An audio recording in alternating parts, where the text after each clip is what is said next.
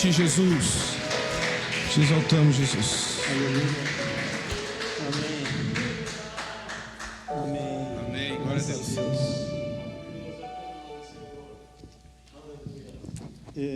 Irmãos, pode sentar, por favor.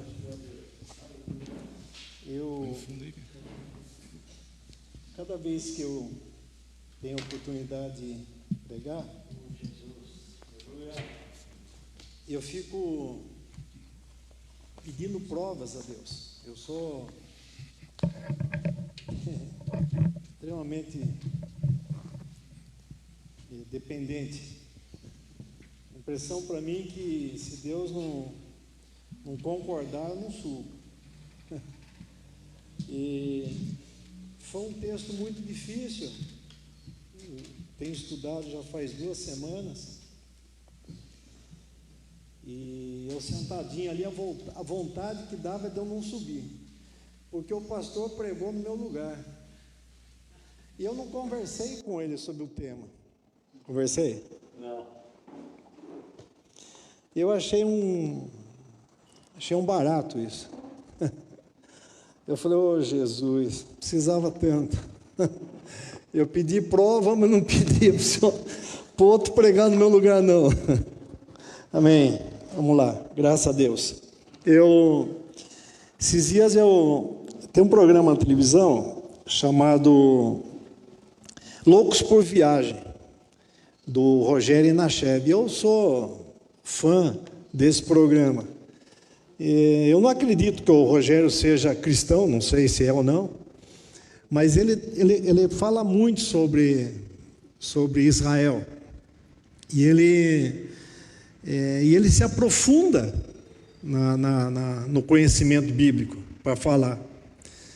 E esses dias eu estava assistindo um programa onde ele fala da Igreja do Pai Nosso, Padre Nuestro Church, tem lá no Monte das Oliveiras.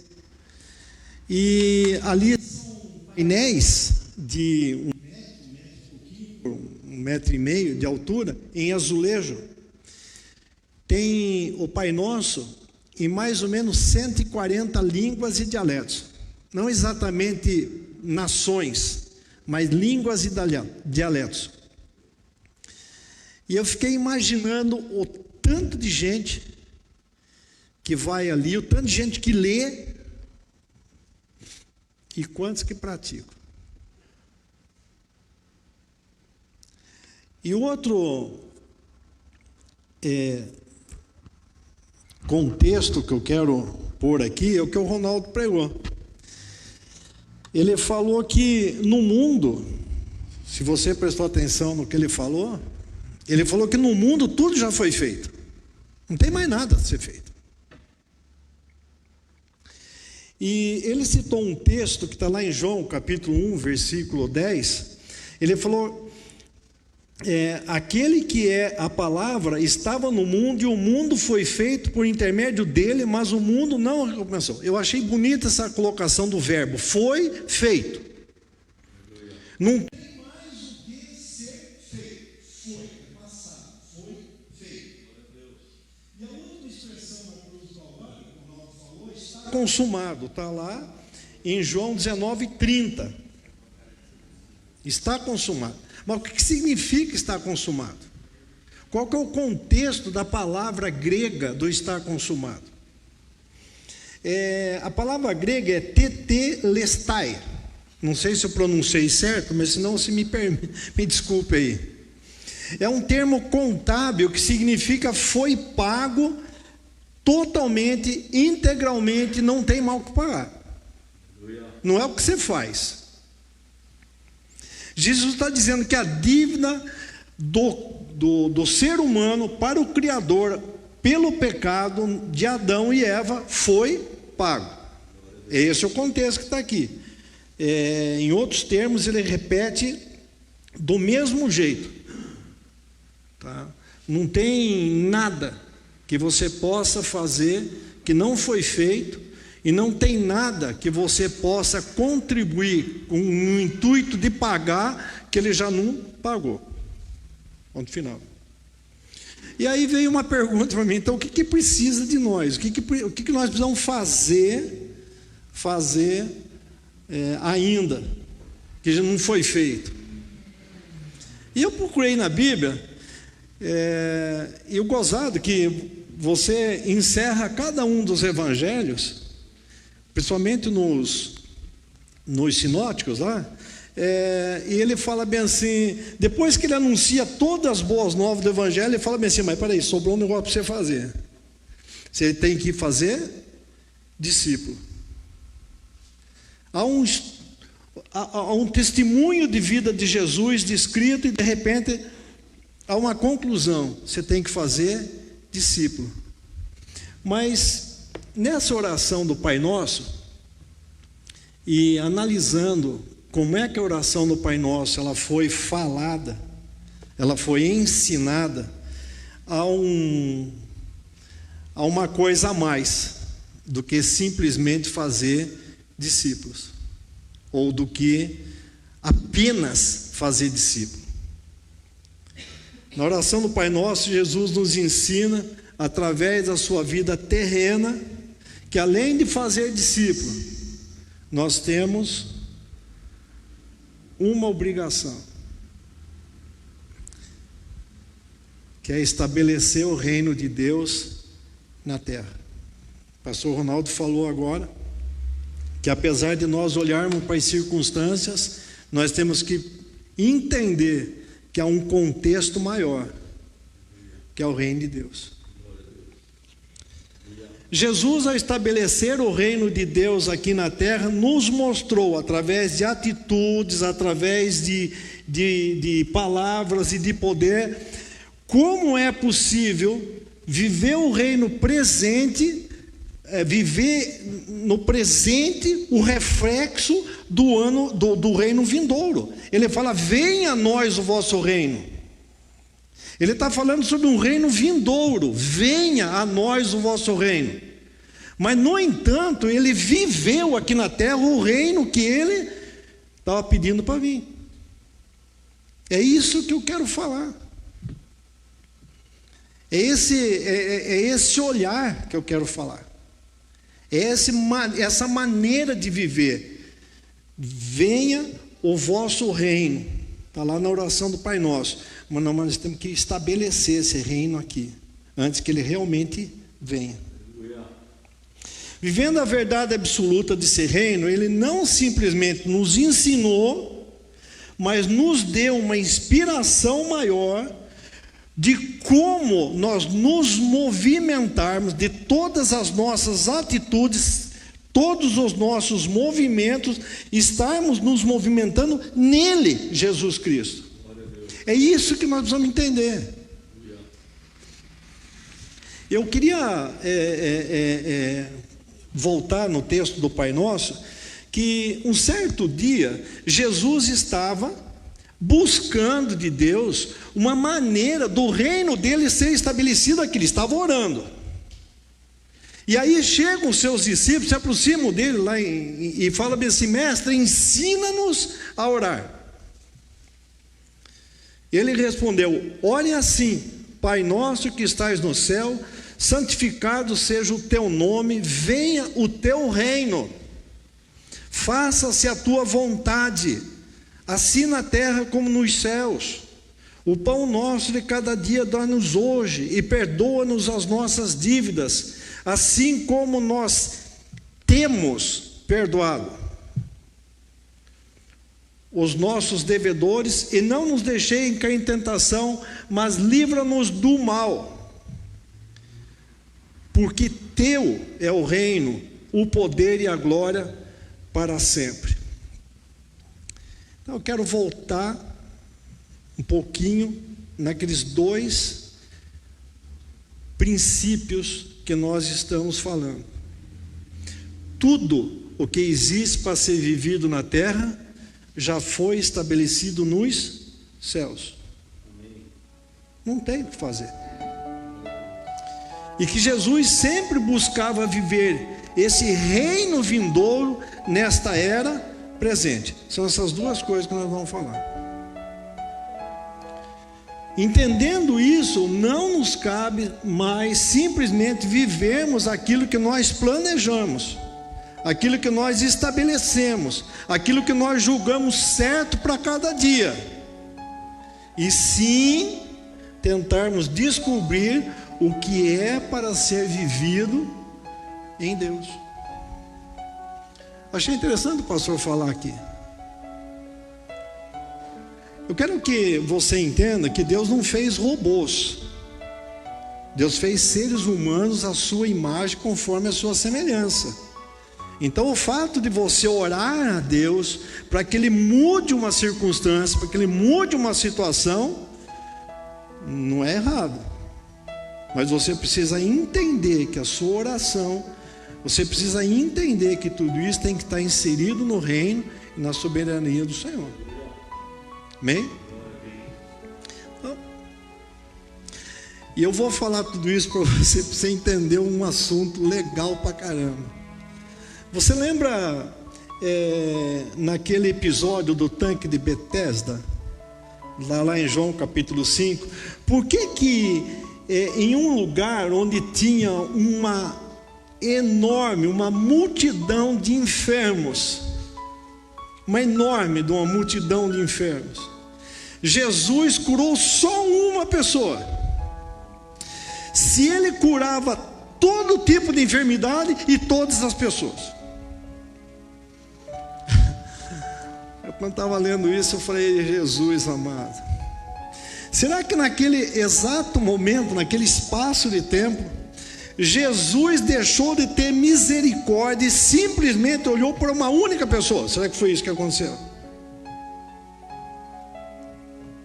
Será que Jesus não poderia transformar aquele cenário, aquele ambiente de enfermidades em um cenário de cura? Com certeza, absoluta. Eu fiquei imaginando essa cena, gente, estou falando sério, traz para o contexto de hoje. Fiquei imaginando Jesus entrando no hospital de clínicas aqui, ou no hospital Erasto Gettner. Eu fiquei imaginando. E de repente ele olha para a Júlia, ele olha para o Márcio, ele olha para o Basílio, que são 3 pessoas da nossa igreja acometidas de câncer, e cura essas pessoas. Aí o resto?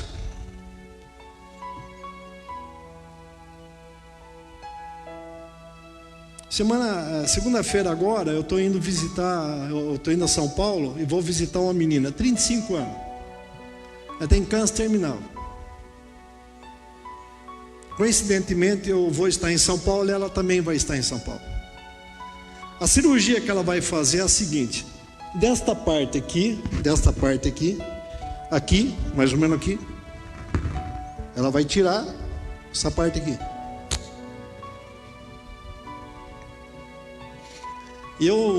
Você não consegue imaginar a minha ansiedade de encontrar com ela. Gente, eu tenho certeza absoluta que Deus vai fazer uma obra naquela menina lá. Tenho certeza. Então eu fiquei imaginando Jesus entrando no hospital lá, Erasto Gettner, e de repente ele falava assim: eu vou curar aquele. Olha, gente, que é isso? Não fecha. Ele poderia sim manifestar todo o seu poder e transformar aquele cenário, mas tem um probleminha: ele não vivia aquilo que ele poderia fazer, mas sim aquilo que era preciso ser feito. É esse que você precisa entender. Tudo já foi feito. Tudo já foi feito, não tem o que fazer. Então ele não vivia aquilo que ele poderia fazer, mas aquilo que ele tinha que fazer. Em todos os momentos, Jesus não trabalhava simplesmente porque trabalhava, mas fazia aquilo que estava vendo o seu pai fazer, o que seu pai fez. Em verdade vos digo que o filho nada pode fazer de si mesmo, senão o que vir o Pai fazer, porque tudo quanto Ele faz, o Filho o faz igualmente. Deus não precisa se encaixar naquilo que nós planejamos, mas se nós temos a necessidade de nos encaixarmos naquilo que já está feito, nós só precisamos buscar isso, compreender isso. Não se trata de conformismo, não se trata de conformar, gente. Não é você ver o contexto do Erasto Guettini e você falar, não, mas isso Deus já fez assim. Não, gente. Nós temos que orar, nós temos que sensibilizar o coração de Deus para tocar em mais pessoas. Mas a soberania dele, o reino dele, estabelecido aqui na terra, tem que ser obedecido.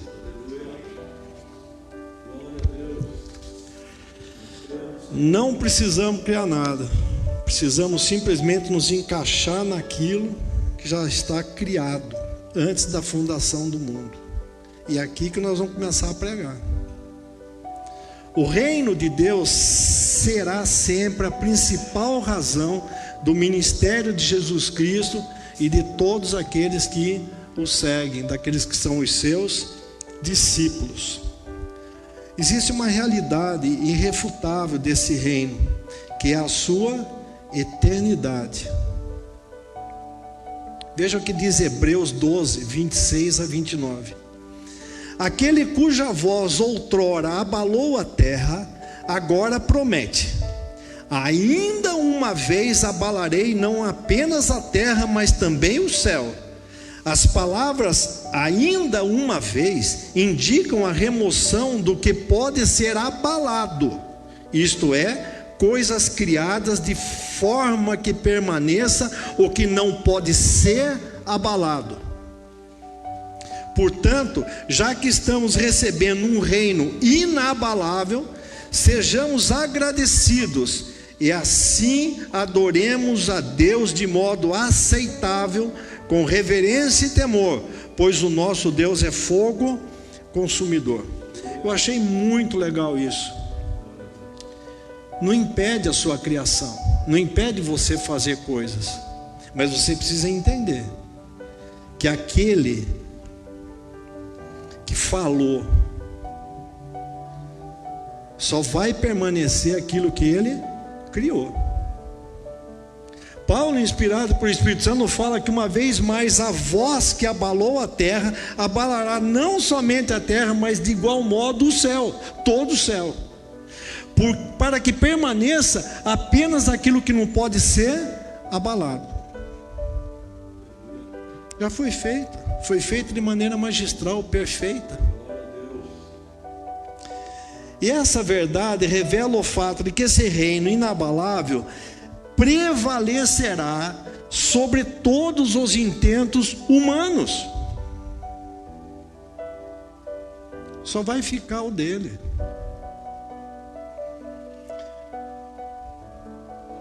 Nós devemos reter o reino de Deus. Como dissemos anteriormente, Jesus ensina que a oração verdadeira depende mais do que está no coração do que está na língua. Jesus nos deixou um modelo de oração. Ele não nos deixou uma fórmula mágica de dialogar com Deus. Um modelo de oração. Não é repetindo todos os dias que nós vamos nos tornar mais íntimos de Deus, não. Essa oração deve ser meditada, estudada, crida, assimilada e praticada.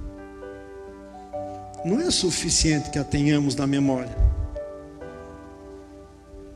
Nós precisamos tê-la no coração, para que transforme em nós uma experiência viva com Deus,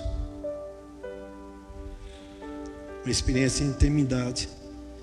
E Jesus, ensinando os seus discípulos a orar, ele termina a oração declarando 3 coisas. E essas 3 coisas pertencem unicamente, exclusivamente a Deus: o reino, o poder e a glória. Nessa declaração, Jesus deixa claro o total domínio, autoridade e soberania dele, que pertence unicamente a Deus. Ninguém pode reinar acima de Deus. Ninguém tem poder igual a Deus. Ele é a fonte, Ele é o poder. Os homens podem ter força,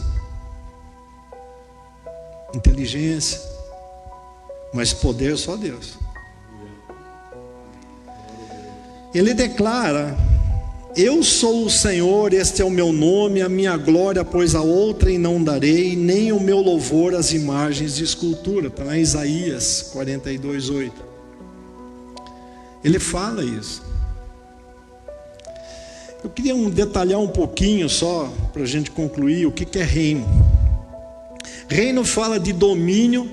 Quem reina está no controle e domina sobre todos, e quem tem total domínio sobre todos é Deus. E eu fiquei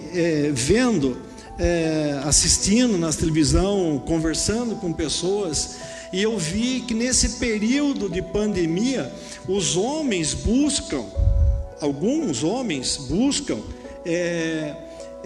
reinar sobre outros homens, e eu achei interessante que, se você analisar, isso vem desde a época das cavernas, né? Um homem tenta reinar sobre outro homem. O território é meu, essa área é minha, essa caverna é minha. E eu vi que nessa época de pandemia tem muitas pessoas transformando o interior do seu lar no seu reino. Aboliu-se o diálogo e institucionalizou-se o monólogo. Eu faço, eu quero ser servido.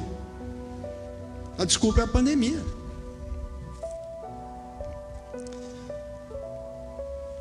Deus está entronizado acima de todas as coisas, Ele reina acima de todas. Só Deus é o Senhor, só Deus é o dominador, só Deus está no controle, só Deus está no começo, no meio e no fim. O Senhor reina. Tremam as nações, Ele está entronizado entre os querubins, comova-se a terra. Salmo 99, 11. Eu estava vendo esse texto, o quanto nós estamos distantes do Senhor, apesar de sermos feitos conforme a sua imagem e semelhança. Nós queremos ter vida própria. Poder. O poder é o que todos os homens querem e lutam para obter. Na verdade, o mundo gira em torno do poder. O homem, na sua vaidade, ele quer ter poder, ele busca destaque, ele quer ser o centro das atenções, ele gosta de ser ovacionado e aplaudido por todos. Porém, está escrito que o poder pertence a Deus. Uma coisa disse Deus, duas vezes ouvi, que o poder pertence a Deus. Salmo 62. Ele é a fonte, Ele é o poder, Ele é o El Shaddai. Glória. Glória fala de supremacia, de grandeza e de soberania. Nesse sentido, a glória pertence exclusivamente a Deus. Os homens podem ter até a glória, mas a glória do homem é efêmera, passageira e terrena, limitada. A glória de Deus é permanente, ilimitada e eterna. Ninguém pode tomar a glória de Deus para si. A sua glória Ele não dá a ninguém. Já lemos o texto lá de Isaías. Mas na Bíblia cita a caso de dois carinhas que resolveram fazer o contrário. O rei Nabucodonosor intentou tomar a glória de Deus para si, foi abatido e humilhado. Passou a viver como um animal e até que reconheceu a soberania de Deus. Está lá em Daniel, capítulo 4. Mas tem um outro melhor ainda, rei Herodes. O rei Herodes vestiu as vestes reais, assentou-se no seu trono e fez um discurso para o povo. Herodes era idolatrado, reverenciado pelo povo como se fosse um Deus. Enquanto ele falava, o povo exclamava: é a voz de Deus e não de um homem que nos fala. Ele aceitou a glória e tomou para si. E como consequência foi ferido pelo anjo e em seguida comido por bichos. Atos 12, 20 a 23. Herodes estava tomado de ira contra o povo de Tiro e Sidom. Todavia ele havia prometido uma reunião e buscava uma maneira de serem recebidos em audiência por ele. Havendo conquistado o apoio de Blasto, homem de confiança do rei, pediram paz, pois dependiam das terras do rei para obter o alimento de suas famílias. Assim, no dia marcado, Herodes, vestindo trajes majestosos, assentou-se no seu trono e proclamou um discurso ao povo.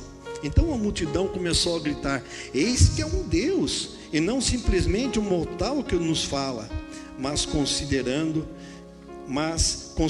que Herodes não ofereceu a glória a Deus, no mesmo instante, um anjo do Senhor o feriu e ele morreu comido de vermes. Eu só queria que você orasse a Deus para que Deus esclarecesse para você mais ainda esse texto aí.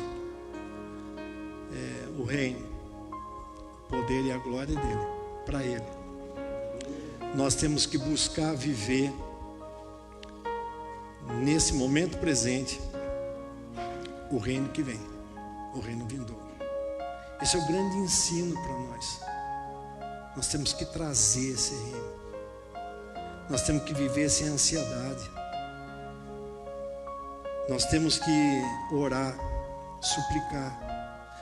Mas o texto de Filipenses diz que nós temos que apresentar ações de graça. É diferente de orar. Você ora, você suplica, você externa a sua alma toda em grito, você suplica, mas depois você confia e tem atitudes práticas, visíveis de ação de graça. É isso que a Bíblia diz. É isso que a Bíblia diz. Esse daí para mim é viver o reino vindouro agora. Amém? Vamos orar um pouquinho? Vamos orar um pouquinho. Pai, em nome de Jesus, a graça do Senhor manifestada porque o Senhor morreu na cruz voluntariamente, porque o Senhor deu o seu Filho para morrer na cruz por nós, Pai. Faça-nos entender, Pai, a vida hoje, agora, do reino que nós clamamos que venha. Mas faça com que a gente prepare a base para que esse reino venha.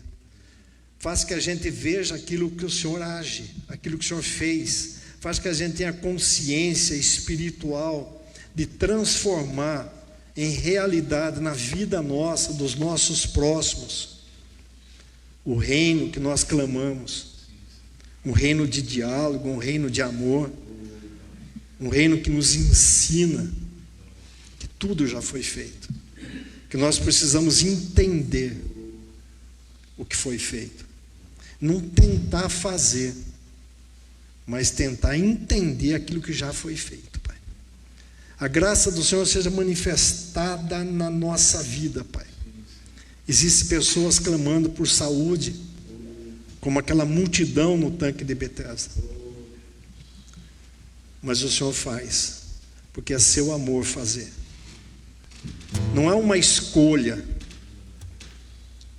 é um propósito, é uma vivência de reino, Pai. Graça e paz sobre nossa vida, Pai. Em nome de Jesus. Amém.